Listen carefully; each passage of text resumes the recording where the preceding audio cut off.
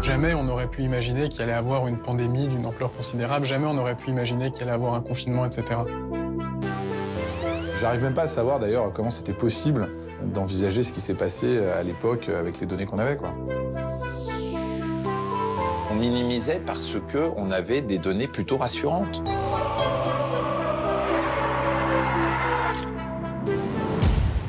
Nous sommes en guerre.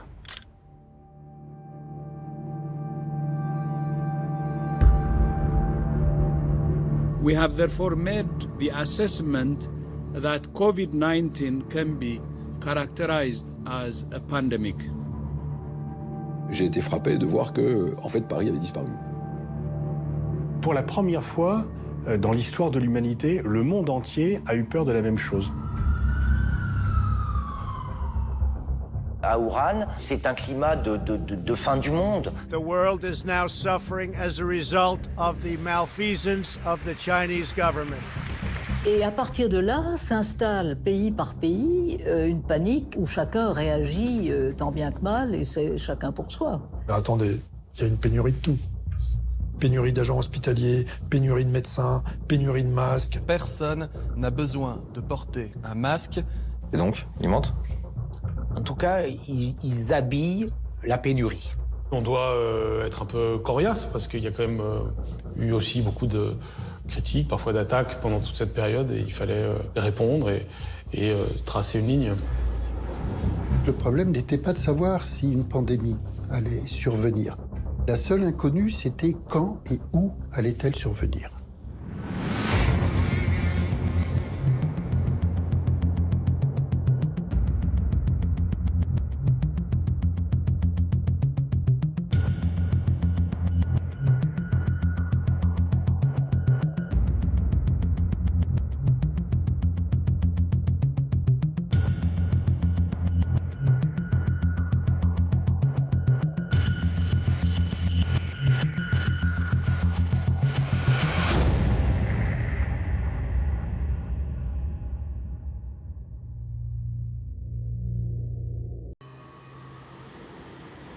Il y a des pays qui n'ont pas eu besoin de mentir.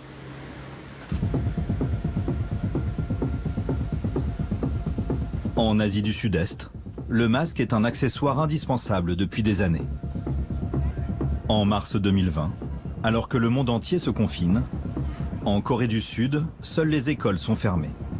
Les marchés sont tous ouverts et le soir, les jeunes partagent le même comptoir. Le 23 mars 2020, le pays du matin calme dénombre 110 morts du coronavirus sur une population de 51 millions d'habitants. Et chaque jour, il y a de moins en moins de personnes contaminées. Ce qu'ont fait les Coréens tout de suite, c'est masquer, tester. Ils ont commencé à tester en janvier et distancier. Ce qui suppose une organisation assez autoritaire que nous, on a à peu près mis en place aujourd'hui, mais il a fallu presque un an pour faire ce que les Coréens ont fait en 3 semaines. Des contrôles aux frontières systématiques avec appareils high-tech, au dépistage massif ultra-organisé, en passant par des soldats qui désinfectent les rues et les métros. Séoul ne lésine pas sur les moyens. Dès janvier, la Corée du Sud et ses voisins mettent en place la méthode désormais fameuse « dépister, tracer, isoler ».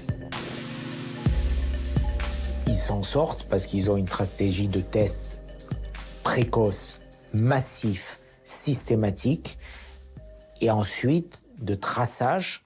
Ils ont utilisé plusieurs bases de données, ils les ont croisées pour à chaque cas confirmé pour identifier toute l'histoire des contacts de ces cas. Donc ils ont utilisé les données issues de cartes bancaires, de vidéocaméras sur les villes, bien évidemment de téléphones. Ils ont tout croisé ça pour identifier les autres personnes, aller les tracer. En fait, c'est des pays qui ont une attitude extrêmement agressive envers l'épidémie, ce qui fait d'ailleurs beaucoup discuter en Europe, où on dit si on avait eu la stratégie asiatique. Mais en fait, elle est quasiment impossible culturellement. Déjà, on voit que ça a été dur d'imposer ces mesures. Mais là-bas, ça n'a aucune commune mesure. Ce serait impensable chez nous d'utiliser de telles méthodes. Et on peut paradoxalement s'en féliciter d'ailleurs. Si ces pays étaient aussi prêts, c'est qu'ils ont su tirer des leçons des précédentes épidémies, notamment celle du SRAS en 2003.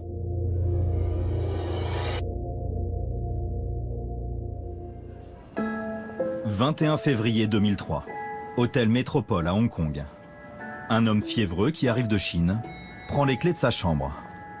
Une personne malade qui tousse et qui a de la fièvre prend l'ascenseur.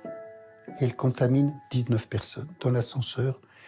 Et dans la semaine qui a suivi, ces 19 personnes sont parties aux quatre coins du monde. L'un d'entre eux atterrit à Hanoï. Il tombe malade et est admis à l'hôpital français de la capitale vietnamienne. Les médecins lui découvrent un SRAS, syndrome respiratoire aigu sévère, une maladie de la famille des coronavirus. À Hanoï, justement, où a été identifié début mars le tout premier cas de cette maladie, un homme d'affaires qui a contaminé la moitié de l'équipe soignante. 2 nouvelles personnes sont mortes ce matin, une infirmière et un médecin vietnamien qui était placé depuis plusieurs jours sous assistance respiratoire. L'hôpital se transforme en cluster. Et l'un des médecins qui y travaille va devenir le patient zéro français. À l'époque, William Dab est conseiller technique au ministère de la Santé. Un des médecins d'Hanoï qui s'échappe, un médecin qui masque ses symptômes en prenant des médicaments contre la fièvre et qui prend l'avion. Il arrive à Roissy, il monte dans un taxi, il se fait emmener à Tourcoing, dans un service où il travaillait, où, bon, malheureusement, il décède. Le savoir-faire français en matière de lutte contre les épidémies est mis à l'épreuve. On se dit, il faut qu'on retrouve les passagers du vol Air France Hanoï-Paris. C'était impossible. On a mobilisé toute la direction générale de la santé un week-end, en appelant, retrouvant les douanes, ceux qui avaient encore des listes de passagers, les agences de voyage et tout. On a à peu près réussi à retrouver tout le monde. 50 personnes qui ont travaillé 3 jours. La France compte un décès et quelques centaines de cas. L'épidémie de SRAS contaminera dans le monde 8000 personnes et fera 774 morts. Les pays d'Asie du Sud-Est, qui ont été les plus impactés, ont mis fin à l'épidémie en quelques mois. Ils ont été super bons, que ce soit les Taïwanais, les Singapouriens, les Hong Kong, etc. Et donc, avec un immense avantage pour eux, c'est que la maladie n'était contagieuse qu'après que les symptômes aient démarré. Donc ça, c'est très facile à arrêter. Hein. Quand vous êtes contagieux uniquement après que les symptômes soient apparus, bah vous isolez tous les malades symptomatiques et puis vous mettez fin à l'épidémie, surtout s'il y a très peu de patients asymptomatiques. Et par chance, c'est ce qui s'est passé avec le SRAS. Voilà. Et le SRAS a fini par disparaître environ 8 mois après qu'il soit apparu. Plus de cas, disparu. Depuis cette crise du SRAS en 2003, ces pays d'Asie sont désormais prêts pour la prochaine épidémie. Une menace qui n'est plus réservée aux scénaristes d'Hollywood. Jacques Attali a le droit de dire le coronavirus, c'était écrit. En 2009, dans un livre, l'essayiste consacre plusieurs pages à la possibilité d'une pandémie incontrôlable. Je racontais parmi les différentes étapes et dangers possibles que après la crise financière, il y avait d'autres crises possibles. Crise écologique, crise sociale, crise sanitaire et en particulier une réelle pandémie. Avec le scénario de ce qui s'est passé aujourd'hui ? Absolument, enfin assez proche, oui, une pandémie liée à quelque chose qui ressemble au H1N1 et qui part d'Asie pour revenir à travers le monde entier. Nous étions sous une épée de Damoclès depuis très longtemps. Et donc pour moi, ça faisait partie depuis 20 ans des risques probables, mais je ne suis pas le seul à le dire. Bill Gates, fondateur de Microsoft, aujourd'hui à la tête d'une fondation philanthropique, avait lui aussi visé juste. When I was a kid, the disaster we worried about most was a nuclear war. If anything kills over 10 million people in the next few decades, it's most likely to be a highly infectious virus rather than a war. Not missiles, but microbes. Il avait absolument tout compris du fait que notre monde allait fabriquer des pandémies et du fait que nous n'étions pas prêts à faire face à des pandémies de grande ampleur. Le titre de sa conférence, We're not ready for the next epidemic. Une prémonition sous forme d'avertissement. You can have a virus where people feel well enough while they're infectious that they get on a plane or they go to a market, and we'd have millions and millions of deaths.